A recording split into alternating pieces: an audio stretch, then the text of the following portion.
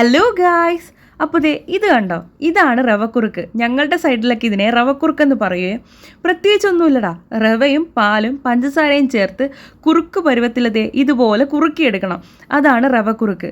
പതിവിലും ഉപരിയായി വിശക്കുന്നെന്ന് തോന്നിയപ്പോൾ റവയുള്ളതുകൊണ്ട് ഞാൻ വിചാരിച്ചു പെട്ടെന്നൊരു റവക്കുറുക്കങ്ങ് ഉണ്ടാക്കിയെടുക്കാമെന്ന്.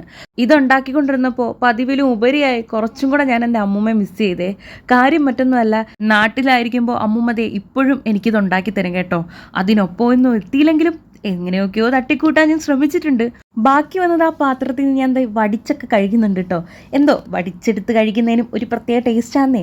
അതിനൊപ്പം ഞാൻ നട്ട്സൊക്കെ ഇട്ട് അതിനെ ഒന്ന് അലങ്കരിച്ചെടുത്തിട്ടുണ്ട്. ചുമ്മാ ഒരു കാണാനൊരു ഭംഗിക്കേ. ആ സ്പൂൺ കൊണ്ട് കോരിയെടുക്കുന്ന കാണുമ്പോഴേ നിങ്ങൾക്ക് മനസ്സിലാവുന്നില്ലേ അതിൻ്റെ ആ ഒരു കുറുക്കിൻ്റെ തിക്നെസ് എത്രത്തോളം ഉണ്ടെന്ന്.